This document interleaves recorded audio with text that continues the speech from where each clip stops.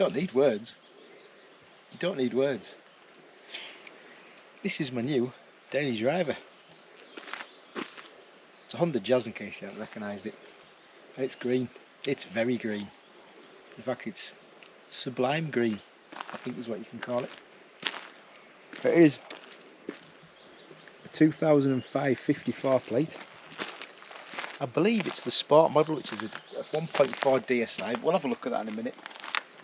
And it comes with Japan racing wheels in 16s, which I think are quite smart actually. Suit the car really well.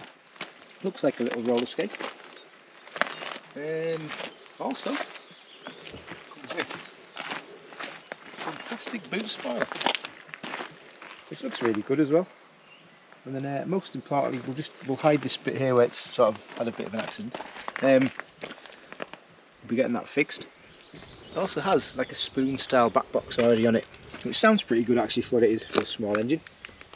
And then of course, although being the fact that you're watching it on there, you don't need to know that bit, but there you go. And having a quick look over the car, it's done, I think it's 130,000 miles, 135,000 miles, something along that line.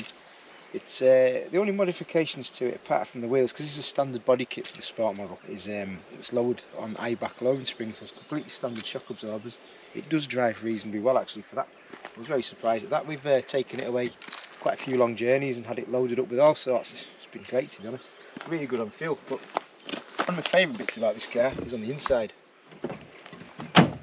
Not that there to GoPro now, but it has, we think they're Accord Type R seats or Evo seats, I'm not sure, they're possibly Accord Type R, they're slightly green.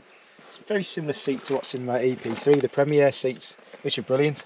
And I don't know if this is, I'm not sure what happens here, but I've not seen many Jazzes with armrests, but I believe they did come with armrests, but all the other sporty model ones I looked at don't seem to have an armrest. I figured out that slides forward the other day, I only just noticed that. Also the cup holders, in a lot of them it's one piece, but in this you can remove this and create a giant, I don't know, duct, I don't know, it can't, just a giant space. It's pretty cool, it's pretty handy. But yeah, the car otherwise is as standard as you get. Let's have a look at the amazing 1.4 engine. I don't know why I'm holding on to that.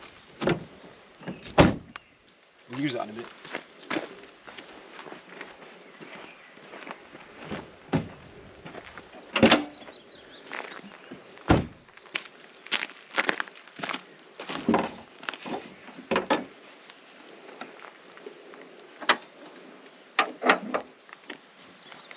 And there it is. As you can see, the car was originally black, but it's properly on the logbook as green. It comes back as green under every check, so that's cool. It's actually been registered properly. I'm not sure, I think that's been painted by somebody, I imagine. I think that should have been black. I don't imagine it was red originally. And it also has a fake Mugen power oil cap and a Mugen radiator cap, which is really cool, honest. But I don't know what kind of power these are. I think they're around 80 horsepower, but the person who bought it off, or the person before that, was very clever, which I'll show you in a minute, which is something that I've not, well, you can't tell until I explain it to you, but this has a little modification to it, which is a decat. So if we go into the car,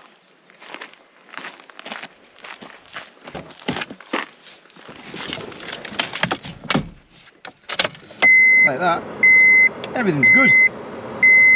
But because it has a decat, it has an ECU light on. Now, that's probably the best disguised ECU light I've ever seen, because if you go from this angle, wait a minute, I'll start the car up. There you go. You can see it, but from this angle,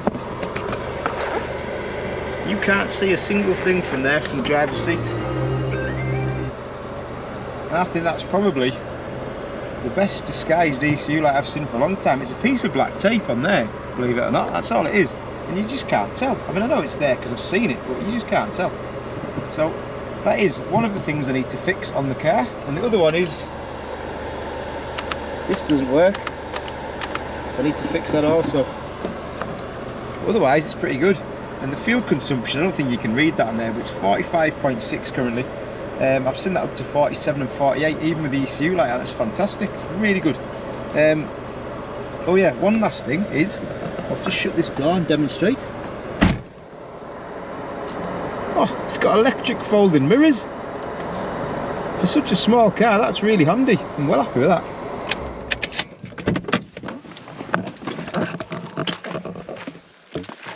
But yeah, that is the new car. So, oh yeah, the only other exterior mod that we've noticed is that it has actual Mugen wind deflectors. I believe they're genuine Mugen parts. I don't know why anyone would make fake ones that said Mugen on and moulded into them. But yeah, they fit the car quite nicely.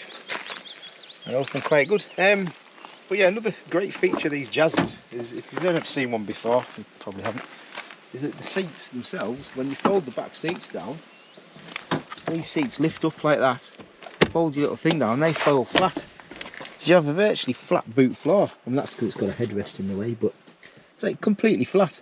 Fitted mountain bikes and all sorts in here. It's absolutely fantastic for the size of it.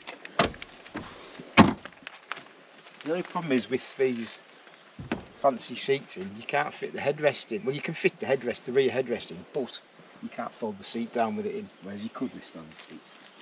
So I just leave it out to go. It's not really relevant. At some point as well, actually, this car's had neons fitted, like neon LED strip things. There's one under the car as well, either side, but I can't get them to work. I don't know if the wiring's broken or anything. I can't find anything wrong with the wiring, but I just can't get them to work, so I've given up with that. I'll actually remove them. It is, people say that this is probably one of the best chassis that Honda ever made. I don't know why, or I don't know who the people are that said it, but they do say that.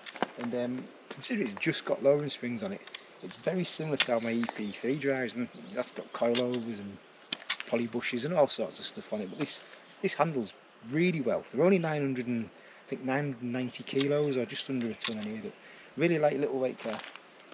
Really good. The steering's really responsive. It's very, I wouldn't say it's particularly light, but if you turn, it turns straight with you. I don't think it feels like it's disconnected like some light steering feels. This feels okay actually, considering it's such a small car. The turning circle is utterly amazing, which is something you just don't get with the Civic. Civic EP3 turning circles are probably one of the worst cars I've ever had. I had to do a 3-point turn KFC drive-through once. It's ridiculous. But this is the new car. It may be a project car because I'll probably put a K-swap into it, put a K20 in it, sorry. That's probably the outcome. That's what needs to happen with it really, because at 82 horsepower it's just doesn't really do anything.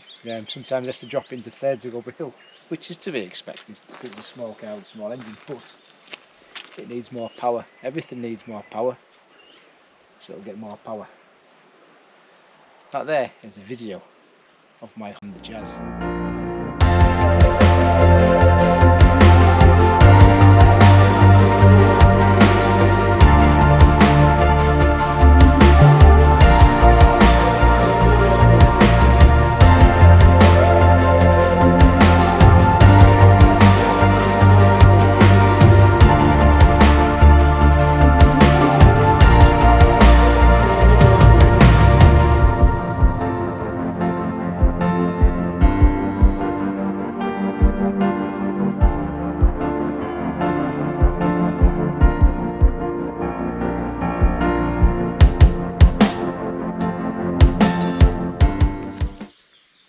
So let's get some amazing sound clips of this 80 horsepower engine with its spoon style exhaust.